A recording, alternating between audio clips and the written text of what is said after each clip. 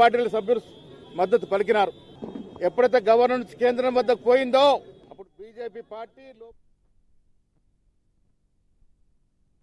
The statewide bandh organized by BC associations demanding 42% reservations in local bodies is being observed across Telangana.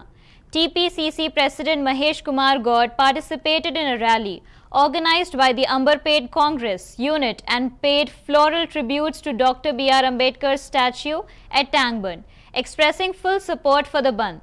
He stated that ministers are actively participating and he has been monitoring the situation since morning. Public transport was widely disrupted with buses halted across the state. God emphasized that the demand is just and people are voluntarily supporting the bandh.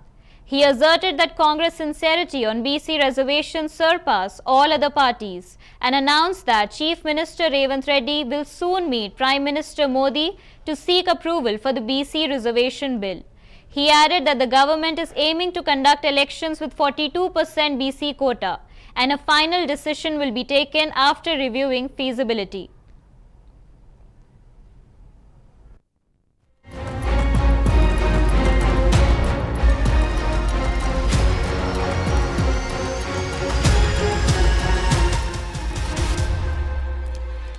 Congress ప్రభుత్వం ఇచ్చినటువంటి 42% reservation చట్టాల్ని రాష్ట్ర ప్రభుత్వం అసెంబ్లీలో pass చేసి పంపితే కేంద్ర ప్రభుత్వం అట్టి పెట్టుకుని ఉంది. ఇది మాకు బాగా బాధాకరం.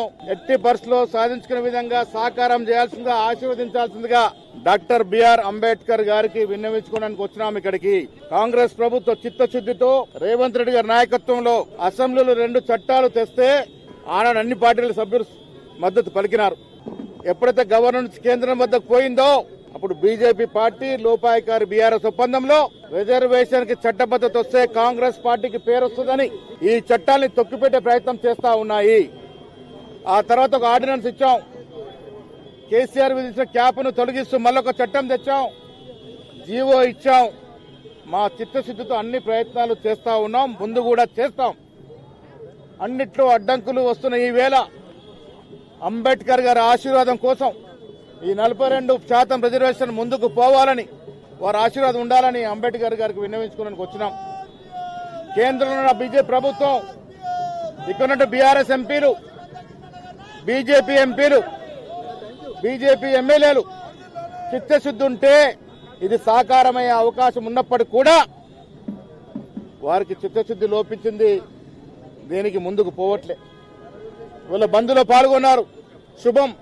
అదే మాదిరిగా అదే చిత్తశుద్ధితో మోడీ గారి దగ్గరికి వెళ్లి ఈ బంద్ ఇంత విజయవంతమైంది, ఇంత సక్సెస్ఫుల్ అయింది, వారికి కనువిప్పు కలగాలని మీరు వెళ్లి వారి కనువిప్పు కలిగే విధంగా ప్రయత్నం చేసి 42% రిజర్వేషన్ చట్టబద్ధ కలిగించే విధంగా ఆ నాయకులు ప్రయత్నం చేయాల్సిందిగా కాంగ్రెస్ పార్టీ ఇప్పటి వరకు ఉన్న ఆప్షన్స్ అన్ని కూడా అవైల్ చేసుకుంది. భవిష్యత్తులో కూడా 42% రిజర్వేషన్ చట్టబద్ధ ఇచ్చే ముందుకు పోవాలని ఒక కార్యదీక్షతో ఉన్నాం. మా ప్రయత్నాలు న్యాయపరంగా రాజకీయపరంగా ఎప్పటికీ ఉంటాయి. 42% రిజర్వేషన్ సాధించుకునే వరకు ఈ పోరాటం నడుస్తుంది. కాంగ్రెస్ ప్రభుత్వం ఇచ్చినటువంటి 42% రిజర్వేషన్ చట్టాల్ని రాష్ట్ర ప్రభుత్వం అసెంబ్లీలో పాస్ చేసి పంపితే